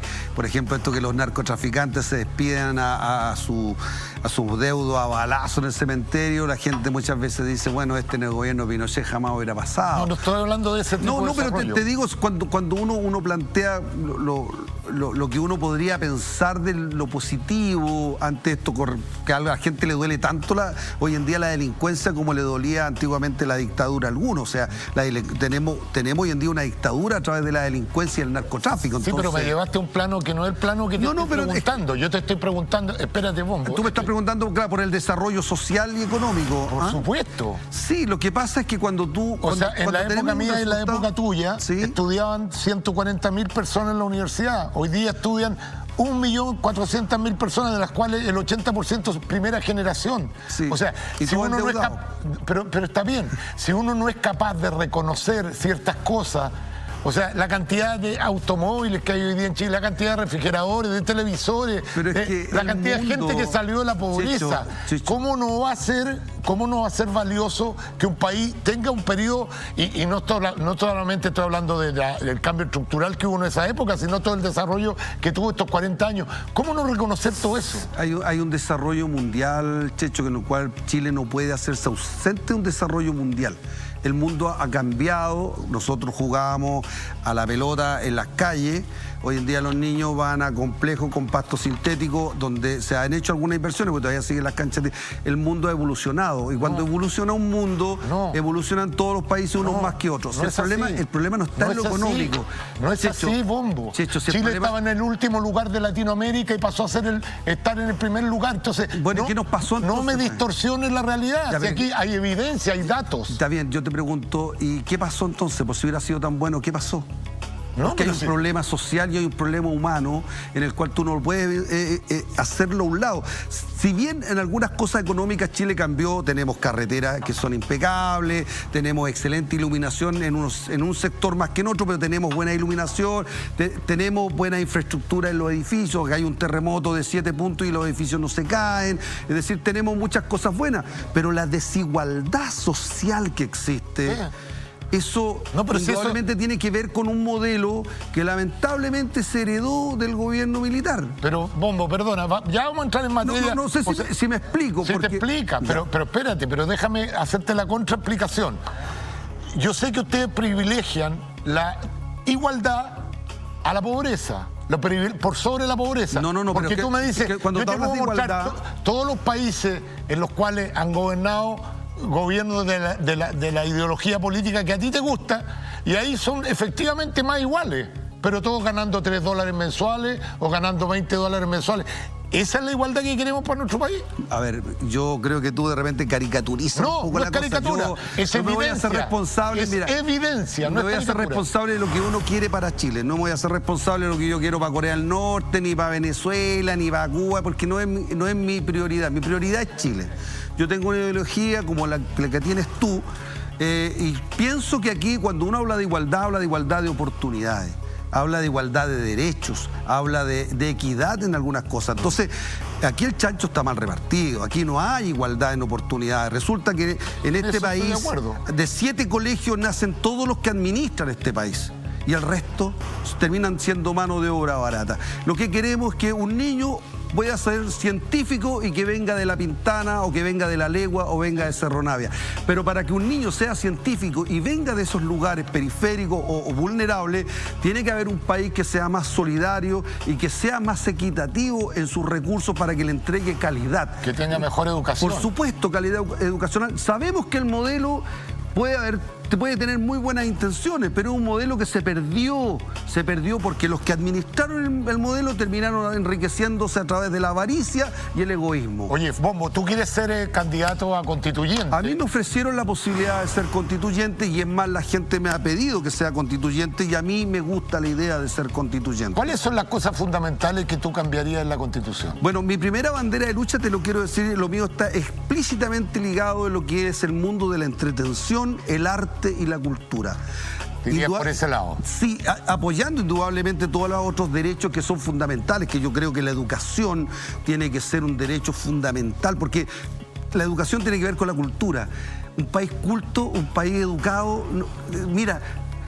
Estoy de acuerdo. Eliminaríamos tanto narcotraficante, eliminaríamos tanto delincuente, tanto cabro anarco que no tiene ninguna posibilidad de luchar. Pero los gobiernos de izquierda que gobernaron se preocuparon mucho más de quién era el dueño del colegio más que de la calidad de la educación. Finalmente, para tratar de igualar, destruyeron parte de la educación pública. La educación pública emblemática, como los colegios todos emblemáticos, institutos de educación, hoy día destruidos totalmente, cuando de ahí pero tuvo no es lo único oportunidad un puñado chiquitito de gente de llegar a la élite sin venir de la élite.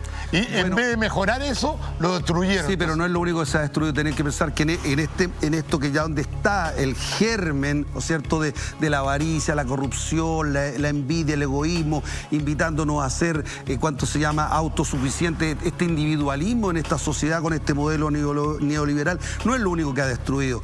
No ha destruido el sentido de la humanidad, de la compasión, de la comunidad, de pensar en el otro. Tú mismo me decías que hoy en día la gente está agresiva porque la gente no piensa en el otro, no es empática con el otro. Y eso tiene que ver con un modelo de exitismo y de individualismo. Entonces, el que no le importa cómo le va a ir al otro, a mí me importa cómo me va a ir a mí y yo voy a hacer todo lo posible por ser yo el que llegue arriba. Eso tenemos que recuperarlo. ¿Cómo se recupera? Primero que nada, con educación, con cultura. Y a la vez entregando también condiciones que sean igualdad de oportunidades y dignas, pero que tienen que ver con la dignidad, Checho. Sí. La dignidad. Por ejemplo, cuando tú me dices, no, que ustedes los comunistas quieren quitarle ¿cuánto se llama? Las clínicas. No, lo que nosotros queremos es que el pueblo se pueda atender en una clínica tal como lo hace la gente que tiene privilegio. ¿Por qué no? Pues si tú naces en este país, tienes que tener el derecho y saber que por nacer en este país no te vas a morir por no tener dinero. Estoy de acuerdo contigo. Ojalá que lográramos que todo el mundo tuviera derecho a estar en las mejores clínicas, en los mejores colegios, qué sé yo.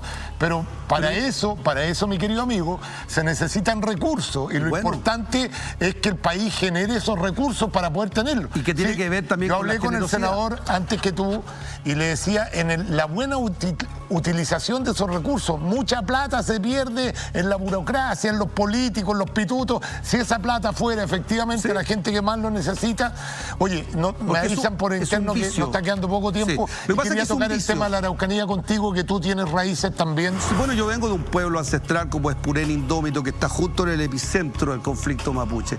Y no siendo yo mapuche, yo la verdad que me siento muy ligado a la causa de recuperar la dignidad y la deuda histórica que hay con el pueblo mapuche, que tiene que ver con esta famosa pacificación que fue del año 1800, en la década del 60 hasta el 80, donde prácticamente fue un genocidio con el pueblo mapuche. Cuando tú tenías una organización tribal, como la organización mapuche, que no tienes un interlocutor válido, sino que son varios loncos y cada uno quiere cosas distintas, y algunos, yo he entrevistado a muchos de ellos, unos me dicen que quieren un Chile dentro de otro Chile, que quieren tener su propia nación, otros que quieren mejores oportunidades, otros que quieren mejores... ¿Cómo se soluciona un problema tan complejo y de tan larga data como el tema?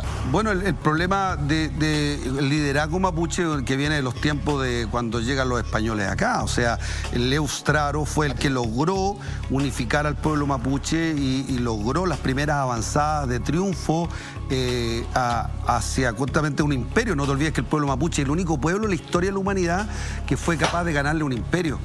Y hoy en día esa génesis del pueblo no se ha perdido. Lo que tenemos es que darle los espacios para que ellos puedan justamente tener la oportunidad de ver cómo organizamos una solución, porque aquí lo que tenemos que tener es una solución al problema. Oiga, no solamente en el Condorito, sale usted también en nuestro programa, una caricatura suya para que se lleve el recuerdo de nuestro... Oye, ¿quién es este trabajo tan maravilloso? ¿Cómo se llama el caricaturista, Chanqui? Patricio Díaz. Patricio, le mandamos un saludo a Patricio Díaz. Me voy a llevar, lo voy a poner al lado de la gaviota de oro, que ya lo no puede buscar en Instagram a Patricio Díaz. Sí, oiga, muy bueno. Marley podría haber sido con un poncho mapuche también. Marley Coffee le hace este regalito también. Y café. Tenemos un libro de Andrés Escalona, Ochentero en gira, para que se lleve. Aquí están todos, pues mira. Sí, a propósito. Y mira, para que se ponga un gorrito, le iba a traer un gorro rojo, pero se lo traje azul. No, pero soy azul también, que soy de la Universidad de Chile. Es azul de corazón. Usted... Tengo los tres colores, como de blanco, soy rojo y azul. Para chileno, imposible. Bombito, podemos tener muchas diferencias políticas, pero la amistad por sobre todo, y ojalá que este ejercicio que hicimos aquí sea un ejercicio para todos los chilenos, que está este país tan polarizado, tan odioso. Busquemos adversarios políticos y no enemigos. Así es. Muchas gracias. No, gracias, compañero Checho. Gracias a ustedes por su sintonía. Si Dios quiere, nos volvemos a encontrar el próximo domingo cuando digamos bienvenido a otro capítulo de Café Cargado.